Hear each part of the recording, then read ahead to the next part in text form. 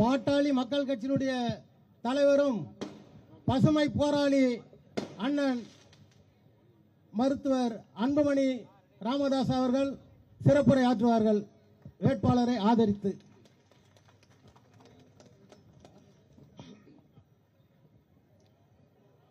நடைபெறுகின்ற சட்டமன்ற தேர்தலில் அனைத்து இந்திய அண்ணா திராவிட முன்னேற்ற கழகத்தின் தலைமையிலான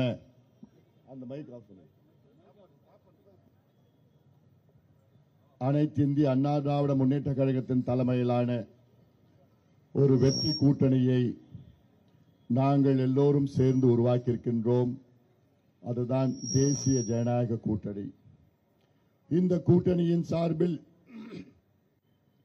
மதுரவாயல் சட்டமன்ற தொகுதிக்காக அனைத்து இந்திய அண்ணா திராவிட முன்னேற்ற கழகத்தின் வெற்றி வேட்பாளராக போட்டியிடுகின்ற உங்களுக்கெல்லாம் நன்கு அறிமுகமானவர், இந்த பகுதி மக்களுக்காக கடந்த 30 ஆண்டு காலமாக பொது வாழ்க்கையில் ஈடுபட்டு உங்களின் உரிமைகளை பெற்று தந்து கடந்த காலத்திலே அமைச்சராக மிக சிறப்பாக பணியாற்றி இன்னும் ஒரு மாதத்தில் மீண்டும் தமிழ்நாட்டின் அமைச்சராக வர இருக்கின்ற நம்முடைய வெற்றி வேட்பாளர் மரியாதைக்குரிய திரு ப பெஞ்சமின் அவர்களை நீங்கள் எல்லோரும் ஆதரவு அளித்து இரட்டை இலை சின்னத்தில் வாக்களித்து அவரை வெற்றி பெற செய்யுமாறு உங்கள் எல்லோரும் பணிவோடு பாசத்தோடு கேட்டுக் கொள்கின்றேன். அதே போன்று என்னுடைய இடது பக்கத்திலே அம்பத்தூர் சட்டமன்ற தொகுதியின் பாட்டாளி மக்கள் கட்சியின் வெற்றி வேட்பாளர் KN சேகர் அவர்களை நீங்கள் எல்லோரும் மாம்பழம் சின்னத்தில் வாக்களித்து அவரையும் வெற்றி பெற செய்யுமாறு உங்கள் எல்லோரையும் பணிவோடு பாசத்தோடு கேட்டுக் கொள்கின்றேன். இங்கே இவர்கள் வெற்றி பெற்றால் அடுத்த மாதம் தமிழ்நாட்டில் ஆட்சி மாற்றம் நடைபெறும். அடுத்த மாதம் செயின்ட் ஜார்ஜ் கோட்டையிலே எடப்பாடி பழனிசாமி அவர்கள் தமிழ்நாட்டின் முதலமைச்சராக பொறுப்பேற்பார்கள். இது அவசியமாக நடைபெற வேண்டும். இதுதான் தமிழக மக்கள் அனைவர் மக்களுடைய மனநிலை, குறிப்பாக பெண்களுடைய மனநிலை. தமிழ்நாட்டை காப்பாற்ற வேண்டும், தமிழ்நாட்டுக்கு விடுதலை கிடைக்க வேண்டும். விடுதலை என்றால் கடந்த 5 ஆண்டு காலம் தமிழக மக்கள், குறிப்பாக இளைஞர்கள் மது மற்றும் போதையிலே, அதுவும் போதை என்றால் கஞ்சா மட்டும் கிடையாது, காக்கைன், ஹெராயின், அபின், LSD, ஃபென்டனைல், மித்தைல் ஆம்பிட்டமின் போன்ற அமெரிக்காவிலே என்னென்ன போதை பொருட்கள் அங்கே பயன்படுத்துகிறார்களோ அத்தனையும் தமிழ்நாட்டிலே இங்கே நகரத்தில் மட்டுமல்ல குக்கிராமத்திலும் தெருக்களிலும் விற்றுக் கொண்டிருக்கின்றார்கள். இதை விற்பது திமுக. இதிலிருந்து நம் இளைஞர்களை காப்பாற்ற வேண்டும் என்றால் நீங்கள் எல்லோரும் இங்கே இந்த தொகுதியிலே மதுரவாயலிலே பெஞ்சமின் அவர்களை இரட்டை இலை சின்னத்திலே வாக்களிக்க வேண்டும். இங்கே பெண்கள் அதிக அளவில் வருகை தந்திருக்கிறீர்கள். என்னுடைய தாய்மார்கள், பெண்கள், சகோதரிகள், உங்களுடைய பிள்ளைகள், உங்களுடைய பேர பிள்ளைகளை காப்பாற்ற வேண்டும் என்றால், பாதுகாக்க வேண்டும் என்றால் தமிழ்நாட்டிலே அடுத்தது எடப்பாடி பழனிசாமி அவருடைய ஆட்சி வர வேண்டும். இது நான் ஏதோ ஒரு வாக்குகளுக்காக, தேர்தலுக்காக நான் பேசவில்லை. உண்மையாக உணர்வுபூர்வமாக நான் பேசுகிறேன். தமிழ்நாட்டிலே இதுவரை 12 முதலமைச்சர்கள் தமிழ்நாட்டை ஆண்டார்கள். அண்ணா அவர்கள் காலம், எம்ஜிஆர் அவருடைய ஆட்சி காலம், செல்வி ஜெயலலிதா அவருடைய ஆட்சி காலம், எடப்பாடி பழனிசாமி அவருடைய ஆட்சி காலம். இத்தனை ஆட்சி காலங்களில் தமிழ்நாட்டிலே ஒரே ஒரு குழந்தை கூட பாலியல் வன்கொடுமை செய்து கொலை செய்யப்படவில்லை. ஒரு குழந்தை கூட. ஆனால் இந்த கொடுங்கோல் மக்கள் விரோத சாராயம் விற்கின்ற, கஞ்சா விற்கின்ற திமுக ஆட்சி காலத்தில் அன்றாடம் பிஞ்சு குழந்தைகளை சிதைத்து பாலியல் வன்கொடுமை செய்து கொடூரமான முறையிலே கொலை செய்து கொண்டிருக்கின்றார்கள். இந்த கையாலாகாத, திறமை இல்லாத, நேர்மை இல்லாத திமுக ஆட்சியிலே ஸ்டாலின் அவர்கள் தலைமையில் ஏமா உங்களிடம் கேட்டுக்கொள்வது, அதாவது போன மாசம் கிருஷ்ணகிரி மாவட்டம், அதுல ஒரு 2.5 வயசு குழந்தைய காணோம். ஒரு நாள் முழுதும் அவங்க அப்பா அம்மா தேடுறாங்க, அந்த குழந்தைய கண்டுபிடிக்க முடியல. அடுத்த நாள் அந்த குழந்தைய பிணமா கண்டுபிடிச்சாங்க. காவல்துறை விசாரணை பண்ண நேரத்தில் அந்த குழந்தையை யாரோ, அந்த 2.5 வயசு பிஞ்சு குழந்தையை யாரோ கெடுத்து கொலை பண்ணிருக்கிறாங்கன்னு அந்த செய்தி. அது யாருன்னு கண்டுபிடிச்சானுங்க. அவனை பார்த்தா கிருஷ்ணகிரி மாவட்ட திமுக இளைஞர் சங்க நிர்வாகி போதையில மனித மிருகமாக மாறி அந்த பிஞ்சு 2.5 வயசு குழந்தைய நினைச்சு பாருங்க, கெடுத்து கொலை பண்ற அந்த கேவலமான இந்த சம்பவம் தமிழ்நாட்டில் ஸ்டாலின் அவர்கள் தலைமையில் நடைபெறுகிறது. ஏன்பா இந்த ஸ்பீக்கர் ஏன் திருப்பின? திருப்பு இந்த பக்கம்.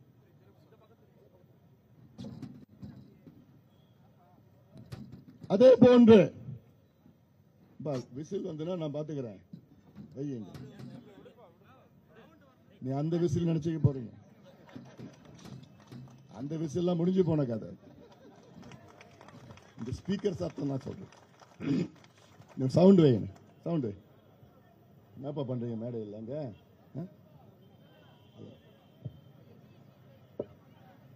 அதே போன்று கடந்த மாதம் மேல்மருவத்தூர் பகுதி மதுராந்தகம் பகுதியில் ஒரு 14 வயசு பிஞ்சு குழந்தை காணோம்.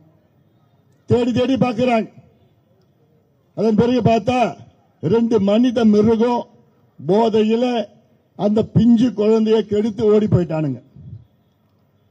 அதே கடந்த மாதம் தூத்துக்குடி மாவட்டம் விளாத்திக்குளம் சட்டமன்ற தொகுதி உட்பட்ட ஒரு கிராமத்தில் 12வது படிச்ச ஒரு பெண் காலையில பரீட்சை எழுதிட்டு வீட்டுக்கு வருது, சாயங்காலம் காணோம்.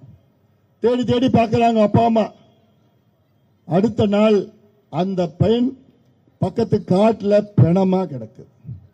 காவல்துறை விசாரணை பண்ணி பார்க்கிறாங்க. அந்த பெண்ணை ஒரு மனித மிருகம் போதையில கெடுத்து கழுத்து அறுத்து கொலை பண்ணிட்டான்.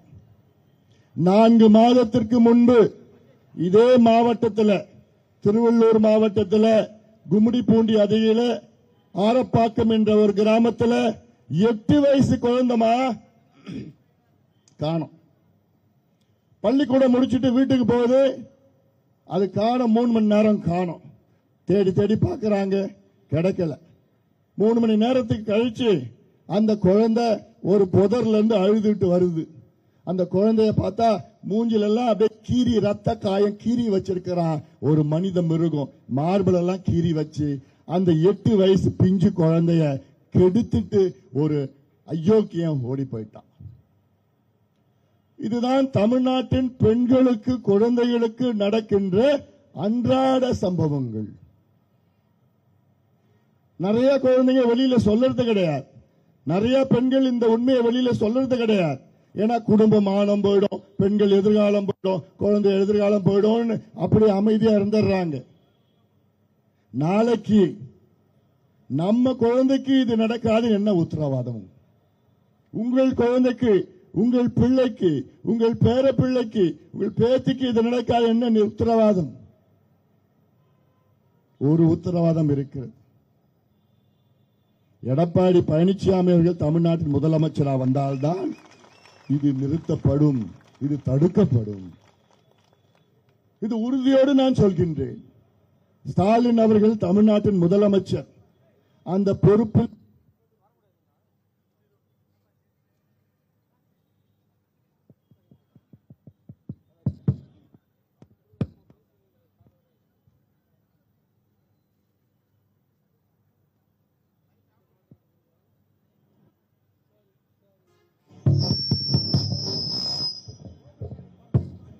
ஸ்டாலின் அவர்கள் தமிழ்நாட்டின் முதலமைச்சர் அவர்கள் அந்த பொறுப்பில் இருப்பதற்கு கூட தகுதியில்லாத ஒரு முதலமைச்சர். தமிழ்நாடு என்று பார்த்த மிக மோசமான முதலமைச்சர் ஸ்டாலின் அவர்கள் மட்டும்தான். என்ன நடக்குதுன்னு கூட தெரியாது, நிர்வாகம்னா என்னன்னு தெரியாது, ஏதோ வராரு, ஒரு பேப்பர் கொடுப்பாங்க, படிப்பாரு, விளம்பர படத்துல நடிச்சுக்கிட்டு அவர் மாட்டம் போயிட்டு இருப்பார். இன்றைக்கு நிர்வாகம் செய்வது ஸ்டாலின் அவர்களை சுத்தி இருக்கின்ற ஒரு 4 வியாபாரிகள். 4 வியாபாரிகள்னா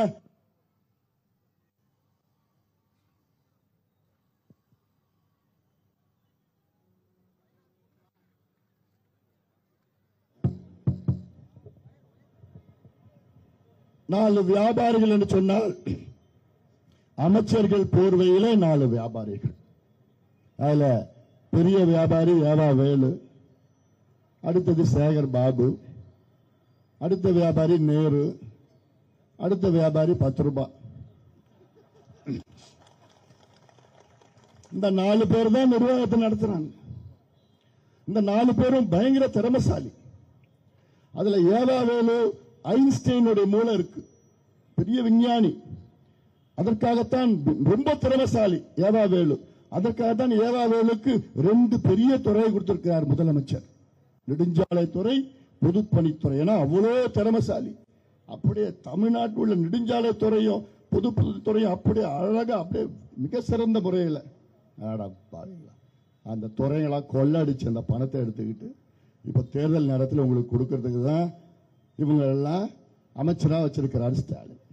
தனக்கு இவங்க யாரும் திமுகவை சேர்ந்தவங்க கிடையாது, டெல்லியில இருந்து போனவங்க தான். அப்ப நினைச்சு பாருங்க, இதுதான் தமிழ்நாட்டினுடைய நிர்வாகம். சென்னை அண்ணா பல்கலைக்கழகம். அண்ணா பல்கலைக்கழகம்னா எதுக்கு famous? Engineering college, Abdul Kalam, பொறியியல் ஆராய்ச்சி, எத்தனையோ அண்ணா பல்கலைக்கழகத்தில் படிச்சவங்க எல்லாம் அமெரிக்காவில் பெரிய பெரிய விஞ்ஞானிகளாக இருக்கிறாங்க. ஆனா கடந்த ஆண்டு அண்ணா பல்கலை எதுக்கு ஃபேமஸ்? ஞானசேகரன். ஞானசேகரன் யாரு? ஒரு பொம்பளை பொறுக்கி. அங்க இருக்கின்ற அண்ணா பல்கலைக்கழகத்தில் பெண்கள் எல்லாம் கெடுத்து துன்புறுத்தி பாலியல் வன்கொடுமை செய்து இன்னைக்கு குண்டர் சட்டத்தில் போட்டு ஜெயிலில் இருக்கிறான். இன்னும் அந்த யார் அந்த சாருன்னு கண்டுபிடிக்கல. அதான் நீங்க மறக்க கூடாது, பெண்கள் மறக்க கூடாது. கோவை விமான நிலையத்தில் 3 மாதத்திற்கு முன்பு ஒரு பெண்ணை 4 பேர் பாலியல் வன்கொடுமை செய்தார்கள். இதெல்லாம் தினம் நடக்கிற சம்பவம். அதனால்தான் சொல்றேன், நானும் 3 மகள்களை பெற்ற தந்தையா நான் கேட்கிறேன். எனக்கு 3 பெண்ணுங்க தான். அந்த ஆதங்கத்தில் தான் நானும் உங்ககிட்ட கேட்கிறேன், பெண்கள் கிட்ட கேட்கிறேன். ஏதோ வருவாங்க இப்ப திமுகவில் புள்ள பிடிக்கிற கும்பல் வரும், காசு கொடுக்கும், அதுவும் மானங்கட்டத்தனமா 8000 ரூபாய் கூப்பன் தரேன்னு சொல்லுவானுங்க. அது போலி கூப்பன். முதலமைச்சர் அவர்கள் அவருடைய தேர்தல் பிரச்சாரம் தொடக்கத்தில் 5 ஆண்டு காலம் அவர்கள் செய்த திட்டத்தை பற்றி ஓட்டு கேட்டார், அது எடுப்பதில்லை. அடுத்தது முதலமைச்சர் அவர்கள் ஐயோ பிஜேபி வந்துரும் பூச்சாண்டி காமிச்சார். உடனே நான் சொன்னேன், முதலமைச்சர் அவர்களே, இது நடக்கிறது சட்டமன்ற தேர்தல், எம்எல்ஏ தேர்தல், எம்பி தேர்தல் முடிஞ்சு 2 வருஷம் ஆயிடுச்சு. இன்னும் நீங்க எம்பி தேர்தல் நினைப்பிலே இருக்கிறீங்க. வாங்க, எம்பி தேர்தல் உங்களுக்கும் மோடிக்கும் போட்டி. இது சட்டமன்ற தேர்தல், எம்எல்ஏ தேர்தல் உங்களுக்கும் எடப்பாடி பழனிசாமி அவர்களுக்கும் போட்டி. வாங்கன்னு சொன்ன உடனே அதை பேசுறதை நிறுத்திட்டார். இப்ப அடுத்தது என்ன பண்ணாரு ஸ்டாலின் அவர்கள்? எடப்பாடி பழனிசாமி அவர்களும் என்னையும் தனிநபர் விமர்சனம். எடப்பாடியார் இப்படி பண்ணார், இப்படி பண்ணார். அன்புமணினா அசிங்கம்னு நேற்று சொல்றார் தர்மபுரியில. உங்க அசிங்கத்தை பத்தி எனக்கு தெரியாதா? உங்களை பத்தி உங்களுக்கு பேச தெரியாதா? எனக்கும் பேச தெரியும், உங்களை பத்தி பேச தெரியும், உங்க பிள்ளைய பத்தி பேச தெரியும். நீங்க உங்க பிள்ளைய வளர்த்த விதத்தை பத்தி என்னால் பேச தெரியும். இப்படி ஒரு பெரிய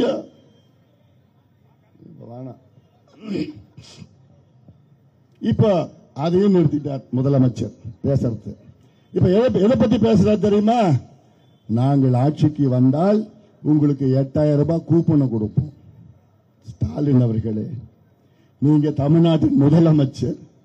ஒரு முதலமைச்சர் கடந்த 5 ஆண்டு காலம் நாங்கள் விவசாயத்திற்கு செய்தோம், நீர் திட்டங்களை கொண்டு வந்தோம், பிள்ளைகளை படிக்க வைத்தோம், கல்லூரிகளை கொடுத்தோம், கல்வியை கொடுத்தோம், சுகாதாரத்தை கொடுத்தோம், வேளாண்மையை மேம்படுத்தினோம். இதை சொல்லி ஓட்டு கேட்க வக்கில்ல. நாங்கள் ஆட்சிக்கு வந்தால் 8000 ரூபாய் கூப்பனை கொடுப்போம், ஒரு வெத்து பேப்பரை கொடுப்போம்னு சொல்லி ஓட்டு கேட்கறீங்களே, இதை விட மானங்கட்டத்தனம் ஏதாவது இருக்குமா? சிந்தித்து பாருங்கள். ஏமா 8000 ரூபாய் கூப்பன் என்பது அது வெறும் பேப்பர் தான். அந்த கூப்பன் நீங்க வாங்கணும்னா நீங்க திமுக கட்சிக்காரங்கிட்ட 3000 லஞ்சம் கொடுக்கணும். சும்மாலாம் அவனுக்கு கொடுக்க மாட்டான். அதுவும் அவன் திமுக குடும்பத்தை தான் கொடுப்பான் அந்த கூப்பனை. இப்ப கொடுக்கிறது போலி கூப்பன். அது நிஜம் நம்பிடாத, அது தூக்கி குப்பையில போடாது. அதான் நான் சொல்லிட்டு இருக்கேன். எடப்பாடி பழனிசாமி அவர் சொல்றாரு, நான் ஆட்சிக்கு வந்தவுடன் உங்களுக்கு 10,000 ரூபாய் பணத்தை உங்க பேங்க் அக்கௌண்ட்ல வங்கி கணக்குல நான் போடுறேன். அதனால நீங்க 8000 ரூபாய் கூப்பனை பத்தி, அதுவும் பார்த்தா தர்மபுரியில் ஒரு திமுக வேட்பாளர் போஸ்டர் அடிக்கிறான், 8000 ரூபாய் கூப்பன். அந்த போஸ்டர்ல 5 ஆண்டு காலம் அவருடைய சாதனையை பத்தி போஸ்டர் போடல, அவங்க முதலமைச்சரை பத்தி போஸ்டர் போடல, அவங்களுடைய வீணா போன அந்த அம்பாசிடர் பழைய கார் மாடல் திராவிட மாடலை பத்தி போஸ்டர் போடல, அவங்க தேர்தல் அறிக்கையை பத்தியும் போஸ்டர் போடல, 8000 ரூபாய் கூப்பனை பத்தி போஸ்டர் போடுறோம். அப்போ எதை நம்பி ஓட்டு கேட்கிறாங்க? சிந்தித்து பாருங்கள், சிந்தித்து பாருங்கள். நேற்று ஸ்டாலின் அவர்கள் காலையில கருப்பு டிரெஸ் போட்டுவிட்டு நாடாளுமன்றத்தில் ஒரு சட்டத்தை நிறைவேற்ற இருக்கின்றார்கள். மோடி அவர்கள் கொண்டு வந்த சட்டம். இந்த சட்டத்தினுடைய நகலை, மசோதாவுடைய நகலை ஒரு முதலமைச்சர் கருப்பு சட்டம் போட்டுவிட்டு அதை எரிக்கிறார். அது என்ன சட்டம் தெரியுமா? பெண்களுக்கு சட்டமன்றத்தில் இடஒதுக்கீடு, நாடாளுமன்றத்தில் இடஒதுக்கீடு வழங்குகின்ற சட்டம் அது. ஏமா நீங்க எல்லாம் எம்பி ஆகணும், எம்எல்ஏ ஆகணும்னு சட்டம் மத்தியில மோடி அவர்கள் கொண்டு வராரு, அதை எதிர்க்கிறாரு ஸ்டாலின் அவர்கள். நீங்க எல்லாம் எம்எல்ஏ ஆகக்கூடாதா, நீங்க எல்லாம் எம்பி ஆகக்கூடாதா? அவர் தங்கச்சி மட்டும்தான் எம்பி ஆகணுமா? தமிழ்நாட்டில் இன்னைக்கு 39 தொகுதி இருக்கிறது, நாடாளுமன்ற தொகுதிகள், மக்களவை. இந்த 39 தொகுதியில இன்னைக்கு வெறும் 5 பெண்கள் தான் மக்களவை உறுப்பினர்களாக இருக்கின்றார்கள், எம்பிக்களாக இருக்கின்றார்கள் மக்களவையில். மோடி அவர்கள் கொண்டு வந்த சட்டத்தினால் நாளைக்கு 39 தொகுதியிலிருந்து தமிழ்நாட்டுக்கு 59 தொகுதிகள் நமக்கு கிடைக்கும். அந்த 59 தொகுதியில் 20 தொகுதிகளில் பெண்கள் தான் எம்பிக்களாக வருவார்கள், நாடாளுமன்ற உறுப்பினராக வருவார்கள். இதுதான் சட்டம், இதுதான் சட்டம். இத வேண்டாம் என்று சொல்லுகின்ற ஸ்டாலின் அவர்களே, தமிழக பெண்கள் அத்தனை பேரும் திமுகவுக்கு எதிராக, மக்கள் விரோத திமுகவுக்கு, குறிப்பாக பெண்களுக்கு எதிராக, பெண்கள் விரோத திமுகவுக்கு நீங்கள் ஒரு ஓட்டு கூட நீங்க போடக்கூடாது. புரிந்து கொள்ளுங்கள், புரிந்து கொள்ளுங்கள். என்னென்ன பொய்ய சொல்லிட்டு இருக்கிறார். அந்த சட்டத்தின் கீழ் இந்தியாவில் உள்ள அனைத்து மாநிலங்களிலும் 50 விழுக்காடு தொகுதிகள் அதிகப்படுத்தப்படுகின்றன. அதுல ஒரு பொய்ய சொல்றார். என்ன, தமிழ்நாட்டுக்கு தொகுதி குறைச்சிடுவாங்களா, வட இந்தியாவில் உத்தரப்பிரதேசில் அதிகப்படுத்திடுவாங்களா? எவ்வளவு பெரிய பொய், அவர் கணக்கு தெரியாது, அது வேற. ஆனா பொய்ய சொல்லிட்டு இருக்கிறார். தமிழ்நாட்டில் 50 விழுக்காடு இடங்கள் அதிகப்படுத்தப்படும், அதே வேளையில் உத்தரப்பிரதேசத்திலும் 50 விழுக்காடு, பீகாரிலும் 50 விழுக்காடு, கேரளாவிலும் 50 விழுக்காடு. இப்போ இந்தியாவில் உள்ள அத்துணை மாநிலங்களிலும் 50 விழுக்காடு தொகுதிகள் அதிகரிக்கப்படும். அப்புறம் யாருக்கு என்ன நட்டம்? யாருக்கும் அதிகமா வரப்போறதில்லை, யாருக்கும் குறைச்சலா வரப்போறதில்லை. இதுல எங்க குறைச்சாங்க? உனக்கு தமிழ்நாட்டில் எங்க குறைச்சாங்க? 39 இருந்து 59 வருது. எல்லாத்துக்கும் 50. தமிழ்நாட்டுக்கு இன்னும் சொல்ல போனா 50 விழுக்காடு இல்ல, 51 விழுக்காடு இடங்கள் அதிகமாக வருது. ஒரு விழுக்காடு. உத்தரப்பிரதேசம் 50 விழுக்காடு தான், தமிழ்நாடு 51 விழுக்காடு, கேரளாவில் 50, தெலுங்கானா, ஆந்திரா, கர்நாடகா, மகாராஷ்டிரா, ஒரிசா, மத்திய பிரதேஷ், உத்தரப்பிரதேஷ், பீகார், ஜார்க்கண்ட், ஹரியானா, பஞ்சாப், சத்தீஸ்கர், வெஸ்ட் பெங்கால் எல்லா மாநிலத்துக்கும் ஒரே சீராக 50 விழுக்காடு தொகுதிகள் அதிகரிக்கப்படுகிறது. அவ்வளவுதான் இந்த சட்டம். இத பொய்ய சொல்லி சொல்லி சொல்லி ஐயையோ குறைச்சிட்டாங்க. இவரும் இவர் குடும்பத்தினர் எல்லாமே கருப்பு சட்டை போட்டு எரிக்கிறாங்களாம். எதை? உங்கள் பெண்களுக்கு இடஒதுக்கீட்டு அந்த சட்ட மசோதாவை. என்னை பொறுத்தவரை இது தேச குற்றம், இது தேச துரோக செயல். ஒரு முதலமைச்சர் நாடாளுமன்றத்தில் இருக்கின்ற பெண்களுக்கு இடஒதுக்கீடு வழங்குகின்ற அந்த சட்ட மசோதாவை எரிப்பது இது தேச துரோக செயல். இது ஒரு குற்றம். ஆக்சுவலா தேர்தல் ஆணையம் அவர் மீது வழக்கு போடணும், உறுதியை செய்ய வேண்டும். கடந்த காலத்தில் 40 ஆண்டுகளுக்கு முன்பு இதே போன்று தான் தமிழ்நாட்டில் 27 எம்எல்ஏக்கள் சட்ட மசோதா எரிச்சாங்க. அவங்க சீட்டு கிழிச்சு போட்டாங்க, க்ளோஸ் ஆயிட்டு முடிஞ்சு போச்சு. இன்னும் 20 நாள் இவர் சீட்டு போகுது, அது வேற. ஆனாலும் ஏதோ ஒரு ஸ்டண்ட் பண்ணணும், மக்களை திசை திருப்பணும். இவருடைய கையாளாகாத ஆட்சியை மக்கள் பார்த்துட்டு என்னென்னமோ பண்ணிட்டு இருக்கிறாங்க. சொல்ல முடியல, அதெல்லாம் மைக்கில் பயத்தில் இதெல்லாம் நடுக்கிட்டு இருக்கிறாங்க. திமுக அப்போ நடுக்கத்தில் இருக்கிறாங்க. முடிஞ்சு போச்சு. நான் தமிழ்நாடு முழுக்க போயிட்டு வந்துட்டு இருக்கிறேன். போற இடங்கள் எல்லாம் அத்துணை மக்களும், அத்துணை பெண்களும், அத்துணை விவசாயிகளும், அத்துணை நெசவாளர்களும், அத்துணை அரசு ஊழியர்களும், அத்துணை இளைஞர்களும் ஏப்ரல் 23ஆம் தேதி காத்துட்டு இருக்கிறாங்க நமக்கு ஓட்டு போட, திமுகவை விரட்டி அடிக்க. எல்லாம் முடிவு பண்ணிட்டாங்கம்மா. எல்லா கிராமங்களிலும் நகரங்கள் எல்லாமே நான் போற இடத்துல எல்லாம் ஒரு அவ்வளோ எழுச்சியா இருக்கு, நமக்கு ஆதரவா இருக்கு. இதை பார்த்து பயந்துதான் திமுகவுக்கு ஒரே ஒரு என்ன, கொள்ளடிச்ச பணத்தை எலெக்ஷன்ல கொடுக்கணும். அது எப்படி? 1000 2000 ஒரு ஓட்டுக்கு, 2000 ரூபாய் ஒரு ஓட்டுக்கு. நாம தமிழ்நாட்டில் எவ்வளவு வாக்காளர்கள் இருக்காங்க தெரியுமா? 6,75,00,000 வாக்காளர்கள். ஒரு ஓட்டுக்கு 2000 ரூபாய் நீங்க கொடுக்கறீங்கன்னா எவ்வளவு மொத்தம் கொள்ளடிச்சிருக்கிறாங்க?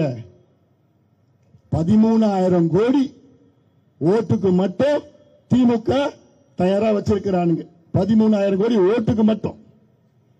இப்போ இந்த போலி கூப்பன் கொடுக்கிறான் பார், கூப்பன் கொடுக்கிறான்லாம், அதை போய் நீ இந்த கடையில போய் நீ எதுமா வாங்கிக்கலாமா? நான் கேட்கிறேன், யாராவது திமுக கட்சிக்காரங்க அந்த போலி கூப்பன் கொடுத்து நீ இந்த கடையில போய் வாங்கிக்கிட்டா, நீங்களும் அந்த கடையில போய் என்ன வேணா எடுத்துட்டு போயிடுங்க. அந்த கடை உங்களுக்கு சொந்தமானது. எந்த கடையில திமுக கூப்பன் வாங்குறானோ அந்த கடை உனக்கு சொந்தம், உனக்கு சொந்தம், உனக்கு சொந்தம். புரியுதா சொல்றது? அதுக்கு மேல சொல்ல முடியல நல்ல மைக்கில். இது சில பகுதியில் நடக்குது. 8000 ரூபாய் கூப்பன் கொடுக்குறாங்களா, நீ இந்த கடையில போய் வாங்கிக்கோ. அதனால நீங்களும் போங்க அந்த கடைக்கு, கடையில் என்னென்ன இருக்குதோ வாங்கி எடுத்துட்டு போங்க, உங்களுக்கும் சொந்தம். இதெல்லாம் சும்மா ஏமாத்து வேலை பண்ணிட்டு இருக்கிறாங்க எல்லாம். அதனால இதெல்லாம் சிந்தித்து, நீங்க சென்னை புறநகரத்தில் இருக்கிறீங்க, சென்னை மாநகராட்சி பகுதி, திருவள்ளூர் மாவட்டம், ஆனாலும் இது சென்னை மாநகராட்சி பகுதி. ஏதாவது ஒரு முன்னேற்றம் இருக்கா? ஒரு நகரம் எப்படி இருக்கணும், ஒரு மாநகரம் எப்படி இருக்கணும்? உலகம் முழுவதும் நான் போய் பார்த்துட்டு வந்திருக்கிறேன். எவ்வளவு முன்னேற்றங்கள் இருக்கு. ஆனா இங்க சாக்கடை ஓடுது, இந்த இங்கதான் கூவம் ஓடிட்டு இருக்கு. திமுக கட்சிக்காரனுக்கு காசு வேணும்னா கூவத்துல கை வைப்பான். எப்பப்போ காசு இல்லையோ கூவத்துல கை வச்சு நாங்கள் கூவத்தை சுத்தப்படுத்துகிறோம் 10,000 கோடி, கூவத்தை சுத்தப்படுத்துகிறோம் 5,000 கோடி. இதுதான் நடக்கு.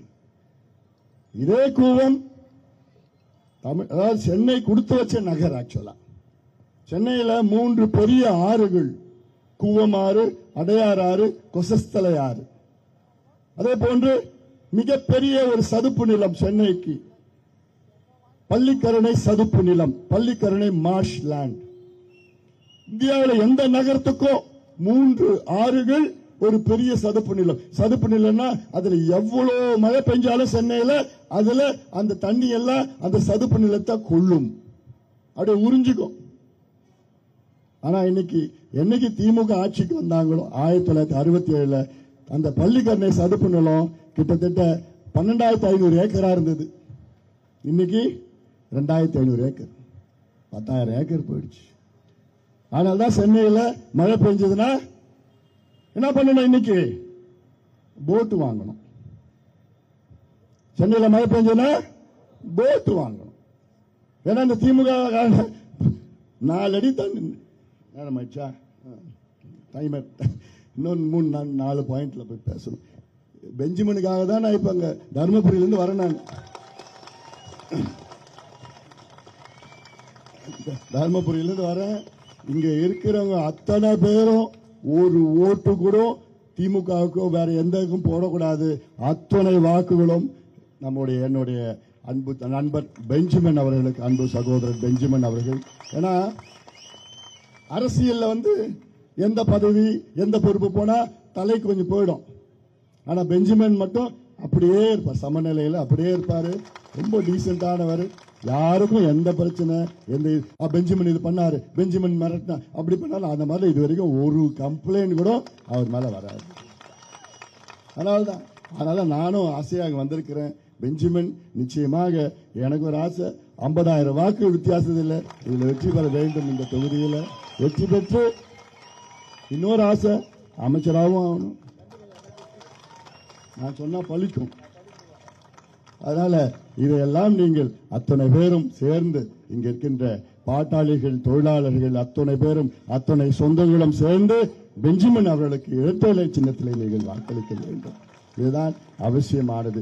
சமூக நீதியை நாம் பெற வேண்டும் என்றால், சமூக நீதியை நிலைநாட்ட வேண்டும் என்றால், இங்கே எடப்பாடி பழனிசாமி அங்கே தமிழ்நாட்டு முதலமைச்சராக வர வேண்டும். இந்த மதுரவாயல் தொகுதியிலே நண்பர் பெஞ்சமின் அவர்கள் வெற்றி பெற வேண்டும். அவரை இரட்டை சின்னத்திலே வாக்களித்து அவரை வெற்றி பெற செய்யுமாறு எல்லோரையும் பணியோடு பாசத்தோடு கேட்டுக்கொள்கின்றேன். உங்களுக்கும் சொல்லணுமா? சரி. அதே போன்று நம்முடைய KN சேகர் அவர்களை அம்பத்தூர் தொகுதியில மாம்பழம் சின்னத்திலே வாக்களித்து அவரையும் வெற்றி பெற செய்யுமாறு எல்லோரையும் பணியோடு பாசத்தோடு கேட்டுக்கொண்டு, மறக்காதீங்கம்மா, உங்கள் பிள்ளைகள் எதிர்காலம், உங்கள் பேர பிள்ளைகள் எதிர்காலம், உங்கள் பெண் பிள்ளைகள் எதிர்காலம். பெண் பிள்ளைகள் பாதுகாப்பு. உங்கள் பிள்ளைகள்னா இன்னைக்கு சாதாரணமா கஞ்சா, காக்கைன், ஹெராயின், மதுவை கொடுத்து நாசம் பண்ணாங்க. இப்ப போதை, கஞ்சா மட்டும் இல்ல, எல்லாம் போதை ஊசி, போதை மாத்திரை, போதை பவுடர் எல்லாம் கொடுத்து நாளைக்கு உங்க பேர பிள்ளைகள், உங்க பிள்ளைகள் எல்லாம் அவங்களுடைய எதிர்காலத்தை கருதி இந்த திமுகவை விரட்டி அடிங்கம்மா. திமுக வேண்டாம்மா. 5 ஆண்டு காலம் நீங்க வாய்ப்பு கொடுத்துட்டீங்க, தோல்வி அடைந்து விட்டார்கள், தோத்துட்டாங்கம்மா. 505 வாக்குறுதிகள் கொடுத்தாங்க கடந்த சட்டமன்ற தேர்தலில். அதுல வெறும் 66 வாக்குறுதிகள் தான் முழுமையாக நிறைவேற்றினாங்க. 66 வாக்குறுதிகள்னா அது வெறும் 13% தான். 13% வாக்குறுதிகள் தான் நிறைவேற்றிருக்கின்றார்கள். ஒரு எக்ஸாம்ல 100 மார்க் வாங்கறதுக்கு எவ்வளவு பாஸ் மார்க்? எவ்வளவு? 35 மார்க். 35 மார்க் வாங்கணும் பாஸ் பண்ணது ஒரு எக்ஸாம்ல. திமுக எத்தனை மார்க் வாங்கியிருக்கு? 13 மார்க் வாங்கின மக்கு ஃபெயில் ஆயிடுச்சு. மக்கு ஃபெயிலான ஒரு கட்சியை மறுபடியும் தேர்வு பண்ணுவீங்களா? ஓட்டு போடுவீங்களா? அவங்களை மறுபடியும் கொண்டு வருவீங்களா? முடிஞ்சு போச்சுமா. போடுமா, தூக்கி போடுங்க. நம்ம கூட்டணிக்கு ஓட்டு போடுங்க. பெஞ்சமின் உங்களுடைய சட்டமன்ற உறுப்பினராக தேர்வு செய்யுங்கள். இரட்டை இலையில தேர்வு செய்யுங்கள் என்று கேட்டுக்கொண்டு நன்றியோடு விடைபெறுகிறேன்.